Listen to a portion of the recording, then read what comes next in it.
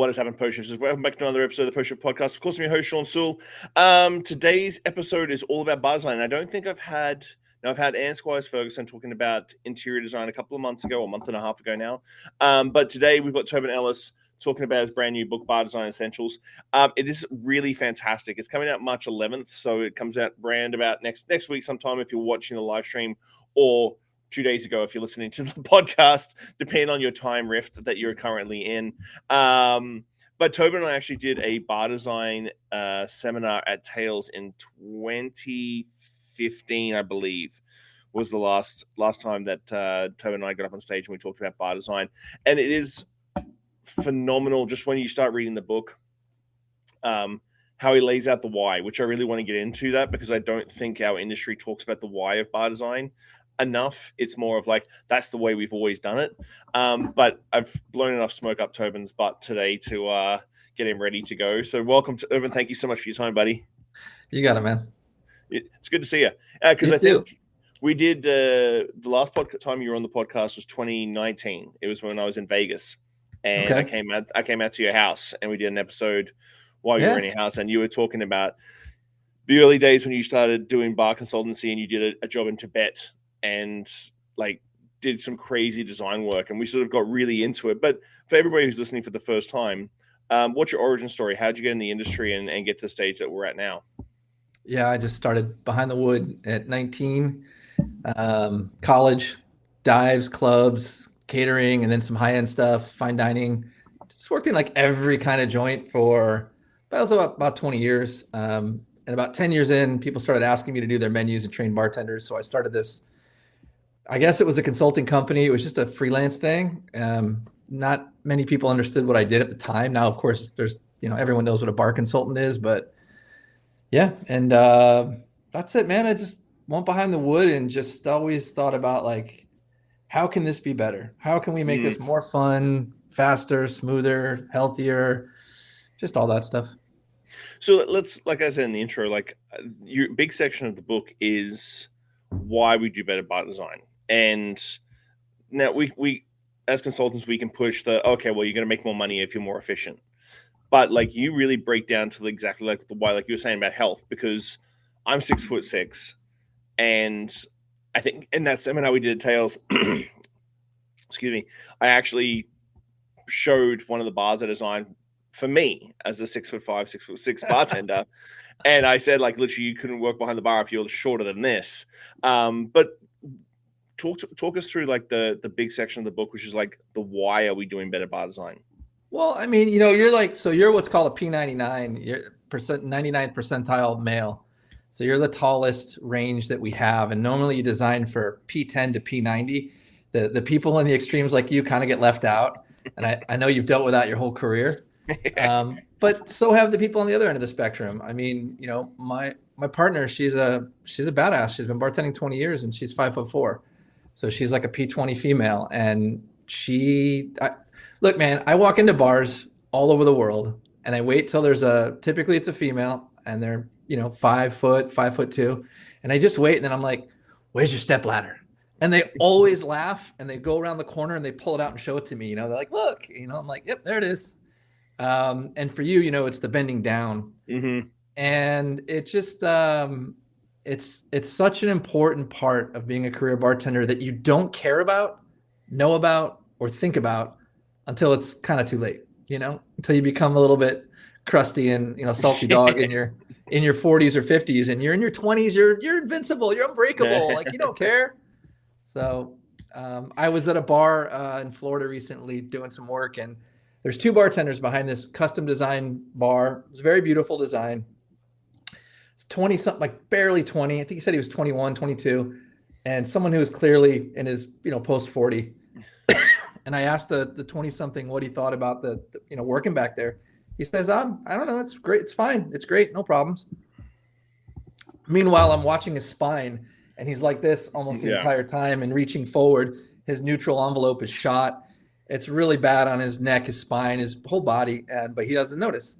The 40-year-old, the next night I'm there and I ask him the same question. He's like, this bar design is terrible. I'm like, you don't even bartend behind your double rails. He's like, no, I can't reach the counter. I move over to the sink and do it from there. And he's like, my knees and da da da da. I'm like, I hear you, brother. So, I think it's like our job is the uh, the elder statespeople to just try to help the Padawans and the young Jedi to just have a better experience than we had. It's on us, so to make them not have to go through what we went through. That's all.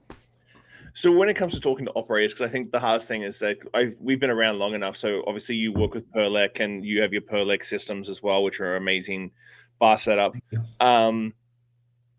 We've been there from the old, like off the shelf style bar systems that like the old guys used to do Crown, and the Crown's even stepped it up now, but like the old systems. So as an owner, you'd be like, I'm just going to order 2 of these from my guy who I also get glassware and plateware and cutlery from, and away we go. And so how have you taken that transition now? Because we do have some really great systems that you can buy off the shelf. How do you push that towards like custom systems for different bars? Yeah, it's not that hard anymore. It's really, I think it was unheard of about 10 years ago, really. Just pockets, mostly custom stuff. And now it's kind of everyone's aware of, ergonomics, and they're aware of that bar stations should be designed for the people who use them. And everyone's kind of started copying each other a bit, trying to, which is good for the industry, because now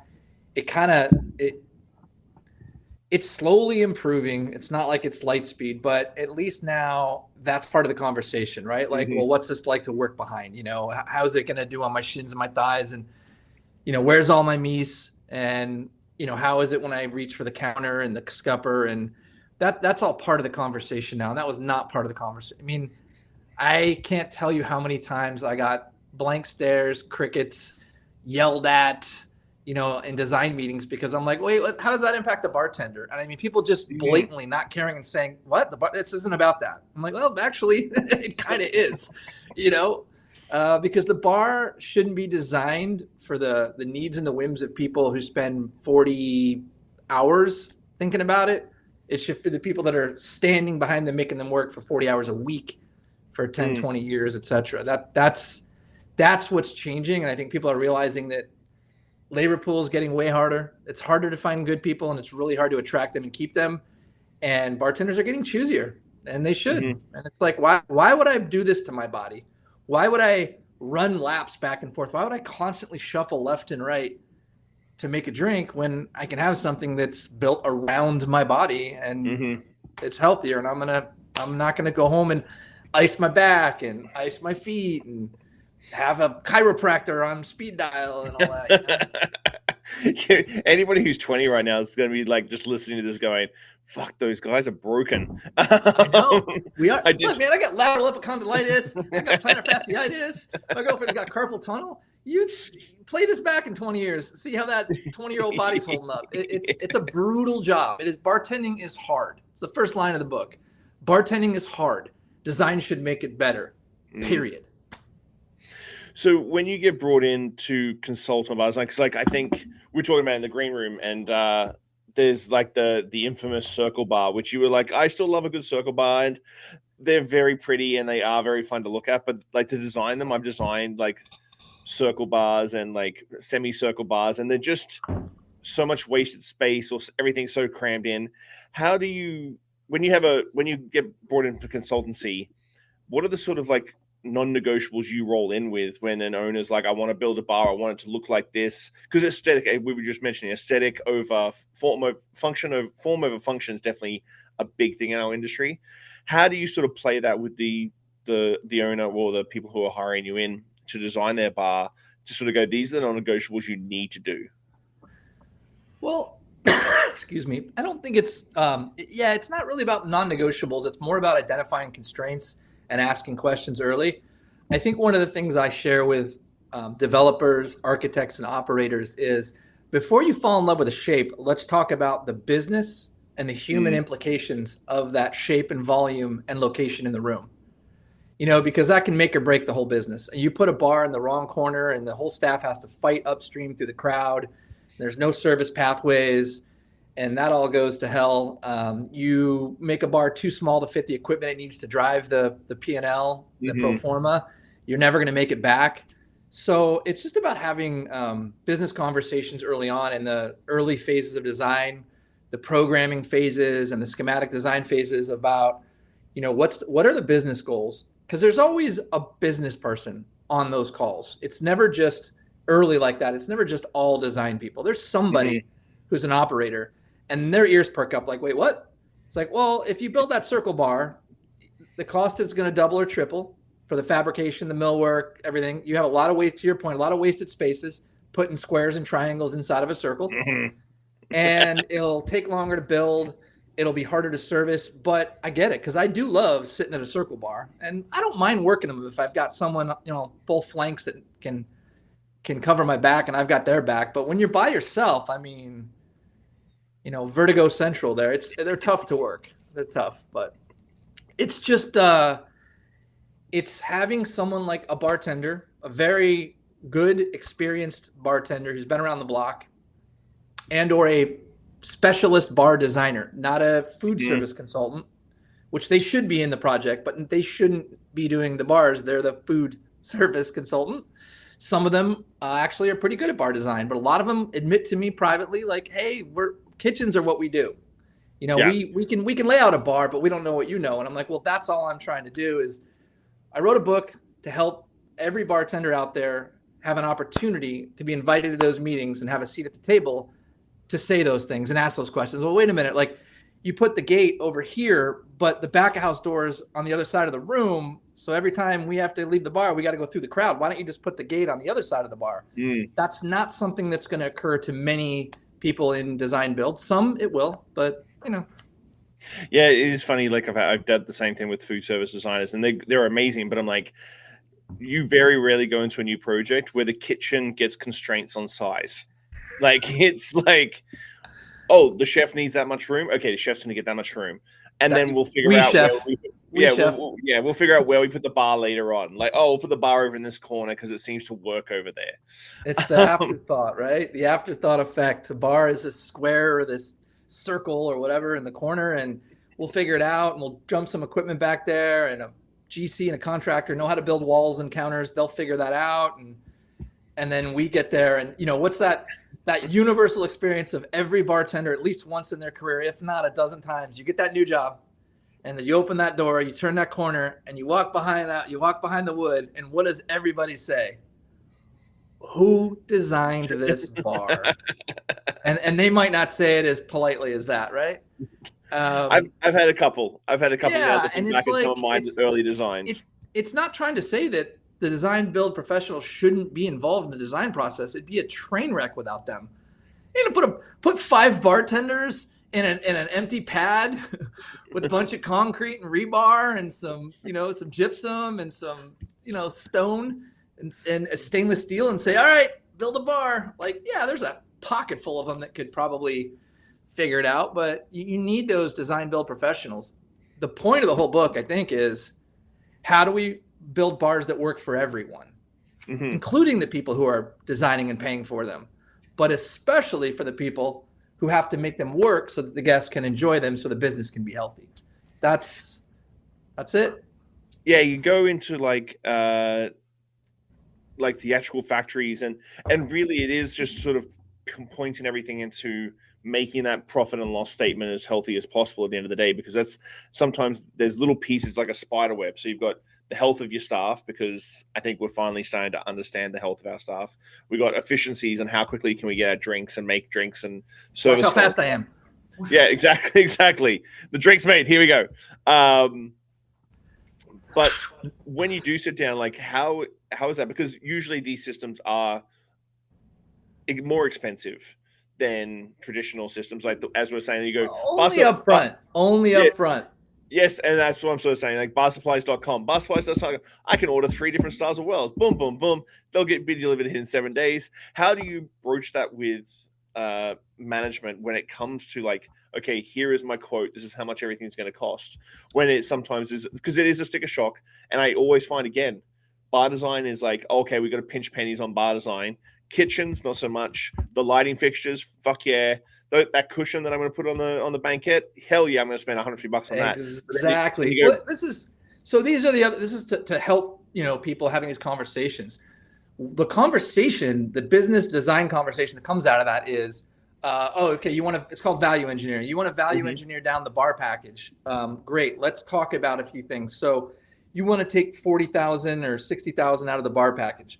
So which station do you want to kill, or how many seats do you want to give up? Because you can't put 50 seats in one station. Nobody will get a drink. No one will be happy. The business will crumble and you'll go out of business. So what part of the P&L do you want to damage the most? Which one are you comfortable hurting? And then they kind of laugh. And I'm like, well, I mean, why aren't we VEing the $75,000 robota in the kitchen? You don't need a robota to make a steak. They're beautiful. They're great. Chefs love them. But so why we're using those Knoll Barcelona chairs? Those are $7,500 a pop. You got 30 of them. You can get the same chair that will last just as long for $1,500. There's 6,500 times 20, right? So I think we should increase the bar package. But those are some of those conversations. But I'm probably fortunate that, now 20 some years into bar design, I don't get those clients really. Not very often. I don't take those projects. If someone's trying to figure out how they can nickel and dime a design project from the operational point of view, from the most profitable department in the restaurant, hotel, resort, etc., in terms of food and beverage, I don't want to play that game because it's not the right thing for them. That's not going to help them. Saving money up front, you're paying for it every single day for the next 20 years. You're leaving money on the table. You're upsetting guests who are waiting longer for drinks. You're not getting the best talent. It's so bad for the business. It shouldn't be that complicated. Like, hey, I want a really beautiful car, but I don't care what's in the engine. Just put anything in there. It was that movie with the, what was it called? The Travare. Like, it was this rip-off Lamborghini that like never worked. That's not the game here. The game is build an engine. The engine drives the business. The bar is the engine that drives the whole business. Nobody orders second rounds of tomahawk steaks, or most people don't. There's just so much profit. There's so much guest experience that happens in the bar environment. The beverage is such a key part of the business health. Why would you even consider shortcutting that? So you've got a lot of bars, about a dozen bars or so in the back of the book that you're talking about their design. And again, it goes back to that circle. There it is. Echo and Rig in Las Vegas. This the Circle Bar Echo Rig in Las Vegas. How did you broach these guys? Are these all your design jobs? The case studies are all, those are all projects of mine that just of Studio Bar Magics that I just thought showed different important things. I think for bartenders especially, but architects too and designers, to see some of the detail of what like you read the book, you kind of understand the theories, and then I didn't want to make it all abstraction, right? Like, so here's how all these principles are applied. The cover of the book. I mean, if you like, people are going to blow by it, but if you go back to it after you've read it, you look at it closely. Like just about every theory that's in that book is on that cover design. And that's kind of part of it, is like, I want it to be a practical tool, a resource that anyone from an architect, interior designer, bartender, beverage director, investor, developer, absolutely everyone, chefs who are going to build a bar, they can go through it. And there's, 56 different sections, like topics, 2 pages, like, we're going to do some custom scuppers. How do we do that? There it is. Bam, drawings, diagrams, the whys, the hows, the watch out fors. And I think that that is an important part of the discussion is, okay, like we can talk around the subject, but when we get into the nitty gritty of this, what has to happen? Where do things need to line up? Because a bar is unlike almost anything else built in the hotel, including the kitchen. Because it's really what it is. What a bar really is, it's a complex floor system with a complex wall system with a complex counter system supporting complex equipment that all has to be connected, wired through MEPs, and properly operate at scale, at speed, and then disappear so nobody notices while the guest has a beautiful experience. Yeah. We're not on the bar going, hey, fire those drinks for table. It's not a kitchen. Everything's got to be smooth. It's got to flow. The way we move affects the way the room moves. And so like the standard for beauty for me for a bar, it's not what a bar isn't beautiful because of what it looks like when it's empty. It's how it feels when it's and full. moves when it's full. That's the standard of beauty I think we need to look a little more at as a collection of industries.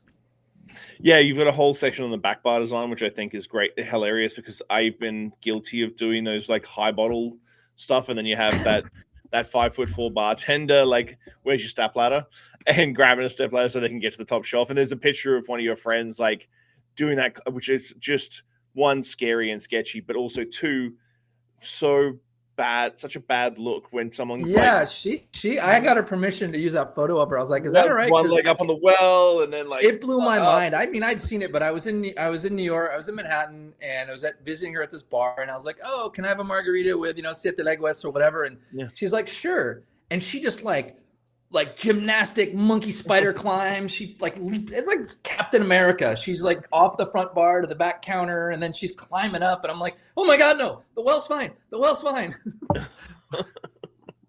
Well, then someone falls middle of Friday night and you've just lost a bartender for the rest of your shift. Bam. OSHA, workers' comp, liability, insurance premiums. Now we're talking business. So why does it matter how the bar is designed? Because of many, many different financial and legal responsibilities that the people who are hyper-focused on those subjects in terms of interior design do not understand, because it's not their wheelhouse in operational design. So the answer always when this subject comes up of the tall back bar is, I just ask the question. So the 72 inches to 80 inches is the top normal functional reach for a P5 to a P90. After that, they can't get up there. So what are the top shelves for? Yeah. Well, they're for bottles. I'm like, bottles that'll be used by the staff? Yes. How will they reach them? Well, we'll just put a ladder back there. A rolling ladder behind the bar? Yes. Have you done that before? Well, no, but we can do it. I'm like, well, I have, and I've been in many bars that have, and I know the bartenders who work behind them, and these are the advantages and disadvantages. Yes, it is physically possible now to reach those bottles. Yeah. Those cute antique industrial chic wheels that are already rusted, they will not roll on that track. People will trip over it. You got to move the whole ladder. Everything's got to close to get the ladder past. And do you really want one of your hourly employees climbing a ladder? Climbing a ladder to do their job every day? Like, are they a firefighter? Are they painting houses? Like, I have a ladder. I have a ladder in my bar. I'm gonna say it's all top shelf. It's all top shelf stuff at the top. But I hear you. It's very romantic. It's super romantic. It is romantic. Now I'm second guessing how tall my shelves are. We got to think about it. And then they go, well, we'll just put display bottles up there. I'm like, great, merchandising, storytelling. I love it. How are we going to clean up there? Clean it. Oh, well, we're back to the ladder. Like, and it's just those conversations. It's trying to help the design build community. It's bringing in value for them. When I meet with architects and designers and we have design specific meetings where the client's not on the call, there's no pushback on it. They're like, oh my God, this is amazing. Tell me more. Like, yeah, those frozen drink machines you want to put on the back bar, they have 24 inches of exhaust and 8 inches of intake. They weigh 250 pounds full. They have to be filled from the top. They're like, oh, so we can't float them in the middle of a wall somewhere 6 feet up. I'm like, no, we have to talk about how these things actually are used and how they need to operate to make this engine move and operate the room. So I'm seeing a bit of a trend on the flip side of all this of like bartender-centric places opening up. And bartenders tend just to lean to like the craziest, most expensive setups. And I'll group Perlec and Crown's got a system now. And then, of course, you got behind bars in Europe and stuff like that. And they see it because of the Instagrammable nature of it. But there's no real reason. Like when I've seen them do it, they're like, oh, I'm going to go do this. I'm like, but why do you exactly want that system? Oh, well, such and such bar on Instagram uses this system, so it must be great. Obviously, you're dealing with bar-centric places because every bartender eventually wants to open their own bar or become a real estate agent. Those are your two choices. Yeah, that's your two choices. How do you sort of talk them off the ledge? Because that's the thing. Is like Instagram is very real. Social media is very real. And like you see these places have these great, and you're like, well, they're the world's best, so I must have this system myself. How do you sort of balance that out and like talk them back to like understanding what they actually need versus just buying them. It's like going, I just want $1 million. I'm going to buy the most expensive car I can possibly buy. Why are you buying that? You don't even have your license. Because I need to buy it because I just want $1 million. Yeah, I mean, I don't think it's trying to talk them out of anything. It's trying. So I'm going to answer your question, but in typical fashion, we're going to go a little tangential to get there. We're going to have a little journey. I think the most relatable thing that's timeless, and it's not about the current fads or trends in bar design, are double speed rails. And every once in a while, I run into a bartender because I interview every bar I design. I interview the bartenders. If I can't interview a bartender, I either don't take the job or I fight it very hard because look, it doesn't matter how long I bartended or how many bars I've designed. I don't work there. I don't know how that bar needs to operate. If it's a renovation, right? They know exactly what they need and what they don't. Yeah. So I want to talk to them. They make the design.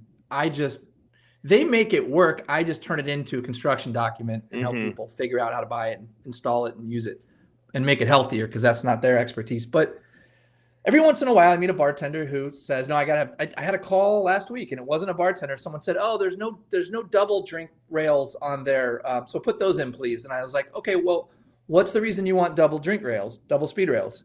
Well, because we need more bottles. I'm like, so the need is that you need more bottles close to the bartender. Correct. Great. That's covered. Your previous design had 8 bottles, which is not sufficient for any bar in North America anywhere really, except tiny little cocktail bars. Not even that really. The new design has 25. Is that sufficient? Oh, yeah. And now the bartender is 4 to 8 inches closer to the counter. So instead of being hyperextended and C5, C6 and that spine, right? They're back in neutral spine, neutral reach envelope. They're in a comfortable, natural human pouring position. It's good on their body. They're faster, they're happier, they're healthier. And they're not shuffling back and forth, which there's a lot of that in new designs these days. Shuffle over here to get the ice, shuffle over here to get the glasses, shuffle back here to make the drink. We're trying to eliminate that. Those are the conversations I have. It doesn't necessarily inform any brand. I do a lot of custom work. The Perlick relationship, which I'm super grateful for, because it scaled this subject, at least in North America, and put it up on a stage, and now everyone listens to it. And all the other companies are trying to copy it or trying to do their version of something that has ergonomics, today's drinks, healthier, well, not faster, but they're doing healthier. They're doing a lot of prettier, which is cool. But I do a lot of custom work. It's great. Now I can help all bartenders. You can go to, your food service dealer, equipment designer, whoever you have, and you can get my signature, collection by Perlick, and you can just have that. You don't ever have to talk to me. It's a solution out there for everyone. Or for the people that want to, they can engage Studio Bar Magic. And we have conversation about human factors designs. We talk about limb length, and we talk about beverage program and what's the flow behind the bar. And so it's not ever like, don't get this or get that or get that. It's what are you trying to accomplish back here? Because there are bars that have 6 seats and they make, there's 20 people in the room and they've got 2 bartenders back there and they don't need to be fast and they want it to be very aesthetic and pretty. And there is a lot of the Me Too. There's a lot of hey, I want to be on that top 50 list, or I want to get that Tails Award. And those bars all have this certain look. I mean, look, it's not new, right? 20 years ago, that ice machine came out. I'm not going to name it. Don't say it. We all know which one we're talking about, all right? And everybody had to have that ice machine until they had one, and they had to spend half their time in the bar fixing it. And then it wasn't that important, right? So those things happen, and they're normal, and they're good for our industry. It's great that there are now there's 3 or 4 systems out there designed by bartenders. And mine was not the first, but it probably was one of the seminal designs that made everybody stop and go, whoa, what is going on? This is different. What are we doing? So I think I'm never going to discourage or disparage a bartender design station. I'm just going to ask questions. Well, you want this station or this kind of design, why? And that's the design process. That's the programming process and the schematic design process. You ask a lot of questions to get better informed, to better inform the designs, to figure out the constraints, to design solutions that solve the problems and remove the pain points. So where do you see bar design going? Because obviously you've been deep in it for like the last decade and a bit. As we said, like 2015, we did that bar design seminar at Tails, and I bet if we went back and looked at that slideshow, we're like, oh man, we were even archaic then. Looking back at it, and I'll speak for myself on that one. But where do you see bar design going? What are some of the trends and things that you want to see like sort of moved on from like everyday bar design, and what do you really want to see adapted? Because we've talked about like that health element for bartenders, a speed element, that's the thing. What do you really want to make as like the benchmark for what bar design is for the next 10 years? I would like to see it focused more on the job, and the job, we're called bartenders. It is our job to tend to the bar. That means the counter. So I think right now there's an excitement over aesthetics that was never present, which is great. It's making everything more important, because when now that designers and architects care about what the equipment looks like, and so do operators and bartenders, then they're prioritizing it more, which means they're going to put more resources towards it, have better conversations about it, and the outcomes will be better for all of us. So that's great. I think we're getting, understandably, a little distracted from some of the aesthetics, but so be it. Like, I do some custom stuff that's very pretty and very expensive, and that's what the guest or the got to keep all my terms straight. I have customers, guests, and clients. Anyway, it keeps the clients happy, but I'd like to see more conversation about not just being ergonomic and healthy for the bartender on how they produce the drink, but not forgetting that they have to lift that drink up and serve it over the counter to a guest. And that is being kind of swept under the carpet in exchange for a prettier, more chef-like looking station, which is one style. It's one approach. It's not wrong. It's just, I would like every conversation about bar design to be about the human form, human factors design, the true ergonomics, not as a marketing word, but talking about biomechanics, how bartenders move, their health and wellness in terms of repetitive stress injuries, and make sure that we're doing right by the younger generation so that 10, 20 years from now, they're not dealing with those same problems. That's probably the biggest thing. I don't think we have to help people with the bells and whistles and the neat features, because that feature creep is always going to happen, and that's where innovation comes from. So we haven't really talked about. Sorry, you go. No, I was going to say, like, so the first stations I tried to MacGyver to make them better for, the craft movement. I took ice cream freezers and I turned them into little ice freezers, as best I could, but the lids were kind of in the way. And then I put ice cream dipper wells in stations for tool caddies. So good. But the minute I did that, the first time I ever did it, and I went back there, because remember, one of the weird things about my design path, which is very unusual, I worked behind every bar I designed for the first more than a decade. I didn't just go, oh, good luck, I hope it works out. I was back there going, and one of those was the little round ice cream dipper well that we call a tool caddy. Well, what happens when you put a Hawthorne strainer and a spoon in that same space? A Hawthorne's a slinky. That thing, it just, like, they get caught up and tied up, and you can't be fast. So that's where innovation comes from, though. You put an extra feature and then it doesn't quite work out. And then you realize, oh, well, that informs this. And then you iterate the design. And now I make, segmented variable depth tool caddies that are true mise en place, like a chef would do for a knife block or a knife board or their roll up.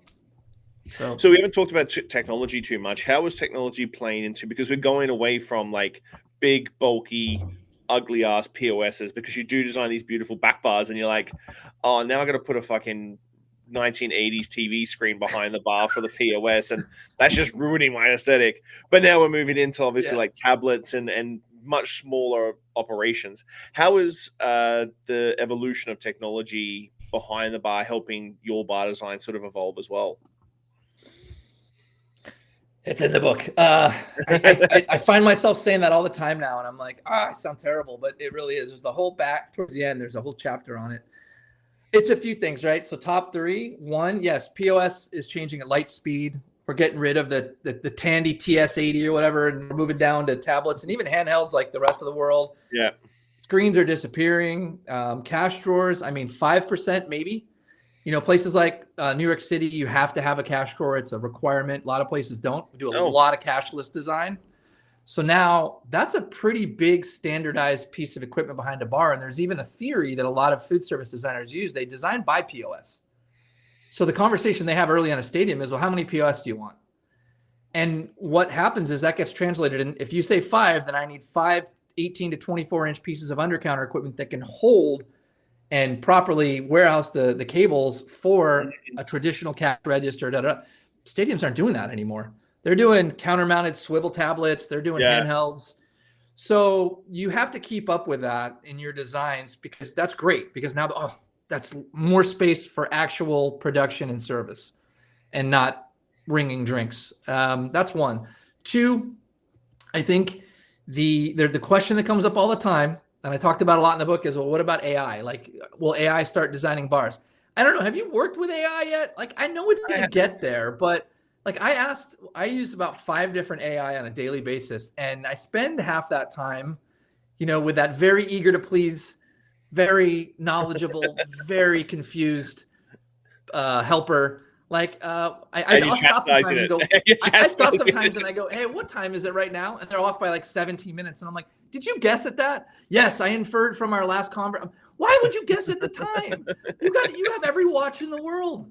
So the AI conversation is interesting. There's not a lot of help there in bar design, because it's such a complex system of variables that when you come across a problem like, we're renovating a bar that was on a 4-inch plinth, and now we want to add this type of equipment, but health inspector can't see the visible drain, and there are, 352 health municipalities in 3,152 health municipalities in North America, and they all have different rules on that. Like, it's not just about aggregating the data and then spitting out, this is what you should do. It's no, every single one of the variables.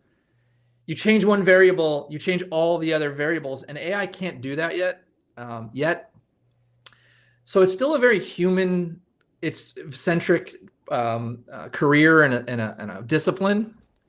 And then the other thing people talk about a lot are the configurators, right? Like, you go to buy a Porsche, or maybe you can't do it with a 30-year-old Honda like I had once, but you go to buy a nice car and you can sit there and you can go, oh, I want this and I want that and I want this super speed and ludicrous speed and all these things, and then boom, you get this 3D, and it's like, there's your car. Yeah. And they're doing that. Everyone's doing that in food service, and it's been around for a long time. And now they're doing it with bar design. And I think it's great because it gives some empowerment to the operators to have some say in exactly how things work.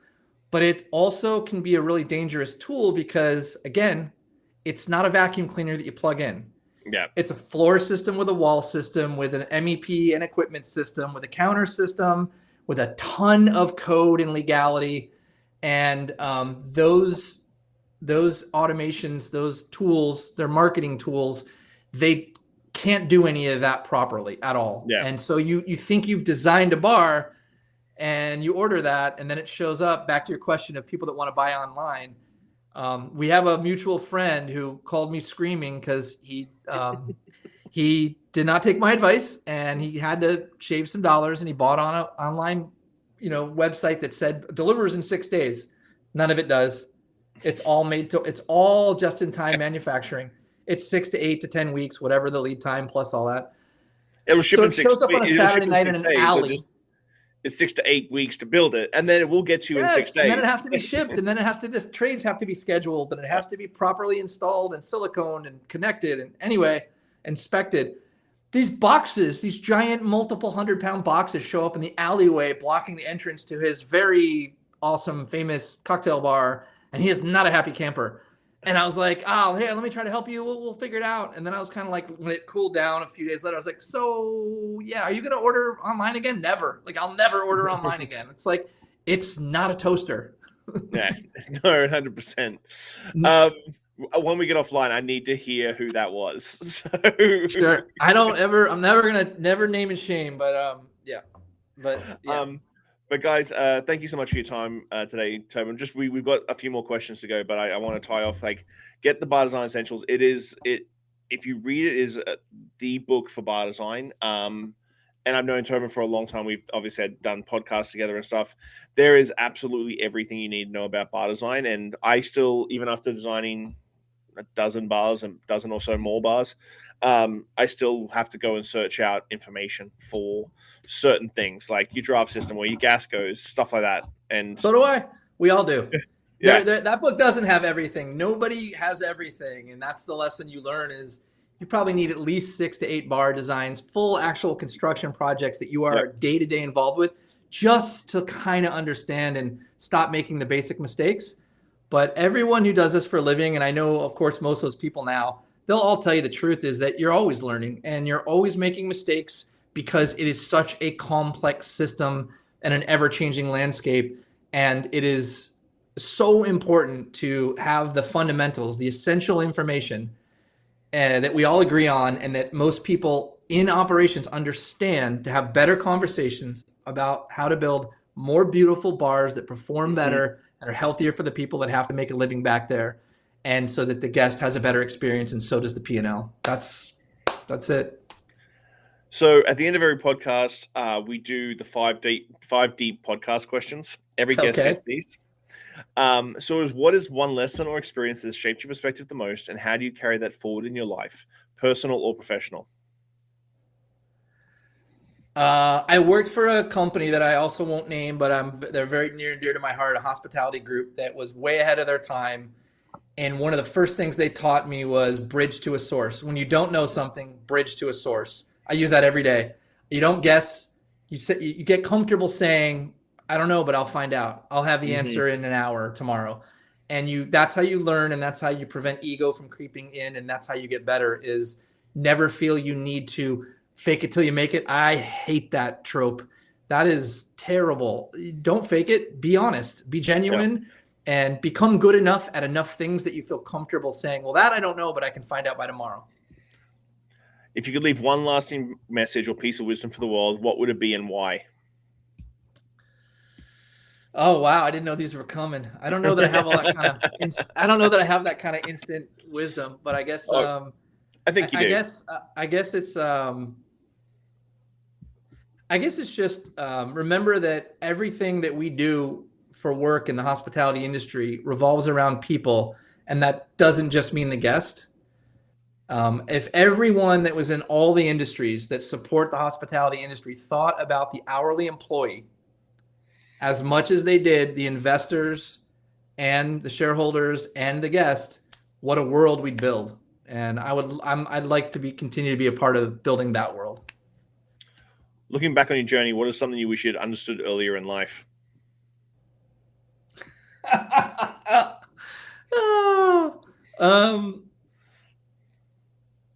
Just because people ask you to be honest doesn't actually mean that that's what they want. They probably want you to confirm the belief they already hold, and they want an expert to do that. And from the bluntest guy in the hospitality industry. Maybe. I'm just kidding. How do you define success, and has your definition of it changed over time?